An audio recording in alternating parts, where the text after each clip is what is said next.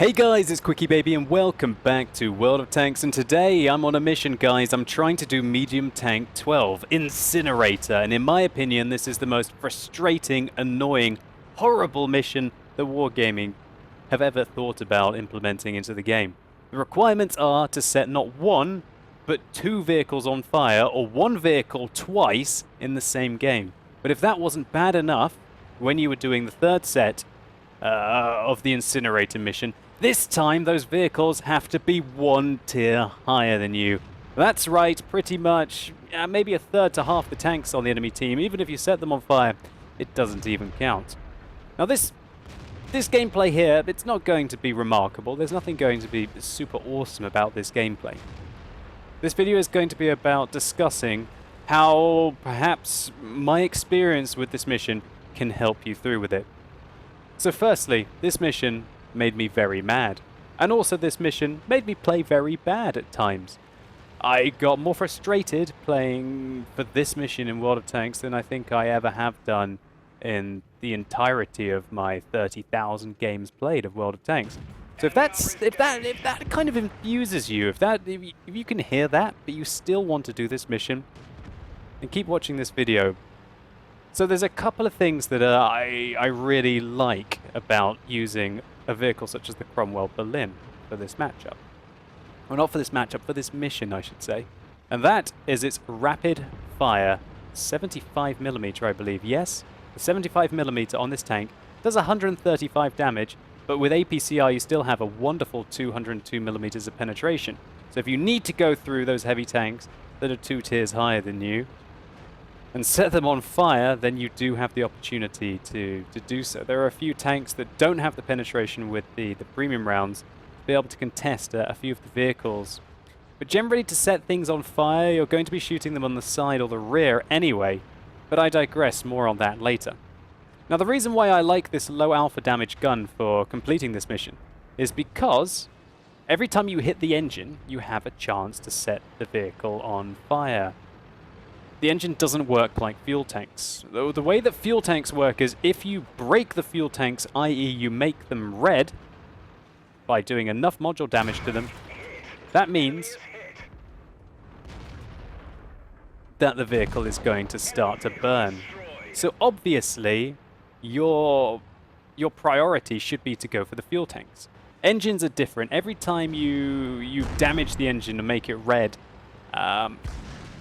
there's a chance that it can get set on fire. And so it's much harder to cause a fire through engine damage rather than fuel tanks. So that's my first tip to you. Try and find out where the fuel tanks are. And there are some fantastic websites that you can use to be able to find out where the fuel tanks are on your opponents, as I will highlight later on in this video. So right now, I'm in the Cromwell Berlin. I can take 2 shots from either of these tanks and I will die from full health. And that's just how it is when you're doing this mission. To be able to deal with tanks that are higher tier than you, you're going to be at a disadvantage. And trying to get their sides and allow you to shoot them in the sides or the rear is even more tricky still. This KV-4 has been reduced to 10% of his hit points. He has 148 hit points left. Now, keep that in mind and you will understand why I'm talking about my argument for module damage and alpha damage in a minute. So we're trying to engage this IS-3. I'm just shooting him in the front. It's not really going to get me a fire, but taking him out might allow me to progress the battle. Playing this mission, I was quite often specifically not shooting vehicles in the front and allowing them to live, just in the hope that I could shoot them in the rear, where hopefully you're going to get those kind of fuel tank damages. We can see where the fuel tanks are on the IS-3. They're at the back, towards the upper half of the tank, and I think it's the same deal as well for the KV-4. Right about there. And that was our first fire, just like that.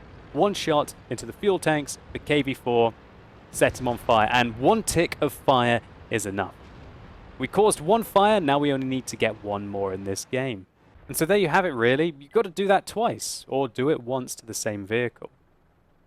Doesn't sound like it should be very hard, but I can tell you it's intensely frustrating because it makes you play bad in the game. If I was usually playing in the Cromwell Berlin in this matchup, I'd be hunting down my opponents, trying to scout out the damage, But no, I'm really just trying to think about where my next fire is going to be.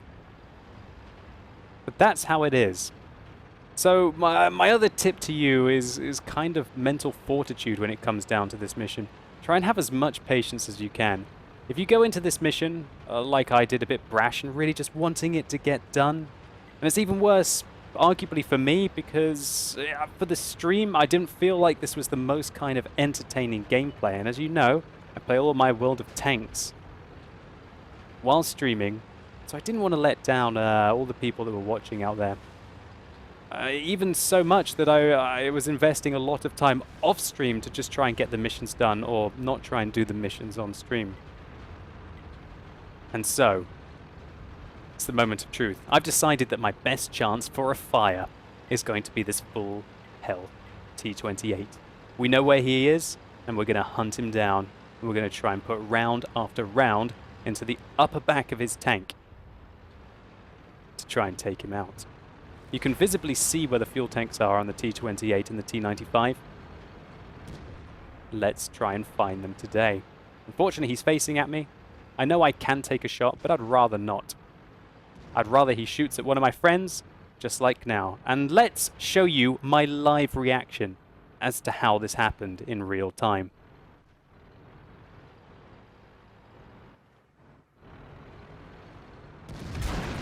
Fired. Here we go, friends. He's gonna turn, isn't he? There's no way. Oh my god, oh my god, oh my god, oh my god, oh my god. One time, baby. One time, baby! One time, baby! Enemy armor is damaged. The left or right side. Penetration. We've damaged them. Come on. Penetration. No. Yes! Yes! Yes! Yes! Oh my god! That's perfect. That's perfect. Oh my god, it's put it into weird screen mode. What's going on? Ammo rack damaged. Ow, I've hurt my fingers with banging the desk like a moron.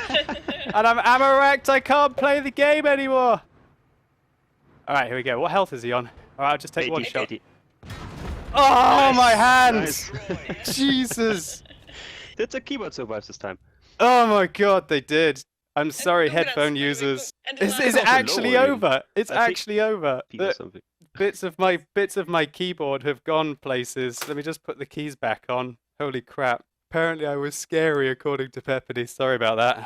And so there you have it, completing the most frustrating mission in the game, at least for me, Medium Tank 12 of the 4th set, and I've completed all of the missions now in the game, including the ones for the Object 260. But I should add the caveat that I haven't completed the artillery missions actually, and I still have LT-15 and HT-15 to complete with honors. I've done it without honors, and I've got to redo it with honors if I want to skip the artillery missions. And now I'm going to give you guys some tips how you can complete the most frustrating mission in the game as painlessly as possible. My number one tip is to choose a tank with fairly low alpha damage. More shots into the engines mean more engine fires. If you've killed the tank already with your high alpha damage, then you haven't given yourself enough chances to be able to fully damage the engine. My second tip is there is a useful commander skill. It is called Eagle Eye. And it allows your commander to highlight for you when the enemy's modules have been critically damaged. This is very useful for seeing if you have damaged the fuel tanks to yellow. And if you keep shooting in that location, you will make them red and that will cause a fire. It will also let you see when you are damaging the engine, giving you a possible chance of an engine fire. My second recommendation is there is a gunner skill that is called Deadeye, which gives AP, APCR and heat shells a 3% increased chance to cause critical damage, which is a no-brainer if you're trying to start fires by destroying modules. My next recommendation is to find resources which show you where the modules are on tanks. For example, we can see here where the fuel tanks are on the T-28, which eventually enabled me to complete the mission. When I was originally behind the T-28, you saw me shooting it in its engine, and the engine is not the best place to shoot a tank to set it on fire. You're going to immobilize it, but that's not the best way to set it ablaze. And so I was wasting my shots really into the engine with a much lower chance of setting the vehicle on fire than I would have if I'd got the side of the vehicle initially and gone for the fuel tanks. And my final recommendation to you is to try and fix the matchmaking. It's no use to complete the 4th set of the Incinerator missions on equal and lower tier targets. You could be setting them on fire all day. That's irrelevant. You have to set vehicles on fire that are higher tier than you. And so why not fix the matchmaking by guaranteeing yourself getting into higher tier games? Here I've signed up with Kubus and Lin in their E25s, vehicles that can meet tanks up to tier 8, which is the natural top tier tank for the Cromwell Berlin. So fair enough, you're giving yourself a slight disadvantage, possibly, but you're not going to be taking the Cromwell Berlin against tier 10 tanks, which would be too high. Other good possible examples would be playing, for example, the Comet or any of the tier 7 medium tanks really, along with 2 tier 8 premiums or at least 1 tier 8 premium. Of course, that gets preferential matchmaking, limiting you to only seeing tier 8 and tier 9 tanks. Now, of course, if you don't have the luxury of platoon mates, then just try and keep a level head when you're top tier. When I was playing by myself to try and get this mission done, I almost played like a power donkey when I was top tier because I went, oh, I don't care, I can't complete the mission. And that means that you need to take a break. Your tilt, just stop playing. You're not being productive and you're just going to lower your stats, lower your win ratio, and you're probably not even going to complete your mission either. And so if you do all of these things, you're going to increase your chance of completing the Incinerator mission, even the hardest one of the 4th set, exponentially. But all of this is still not going to stop the fact that you need a hell of a lot of luck to complete this mission. I'd say it took me 50 games to fully figure it out, but then again, I think if I was to try and do it now, I'd probably do it in a lot shorter time with all the knowledge that I have. And that's the whole purpose of this video, to try and stop you guys from having to go through the hardship of the learning process, take these tips, and hopefully just get the job done. And so hopefully you guys have enjoyed this video, or it was just useful to you. Either way, please consider giving it a like down below. It really helps the channel out. And if you want to see me complete the Incinerator mission for my 3rd set of tanks in the Centurion 7-1, also having a rather awesome game, then click right through here. You can go through to some more fantastic Firestarter action. And let me know in the comments down below if this video has even been remotely helpful for you. Are you completely stuck on this mission? Has it caused you to go beyond the realms of tilt? Has it made you want to quit the game? Let me know what all of your emotions are with regards to this mission. And I wish you guys all of the best, getting all of your missions done, irrelevant if it's the Incinerator or not. Thank you so much for watching. You've been epic, and hopefully I'll see you soon.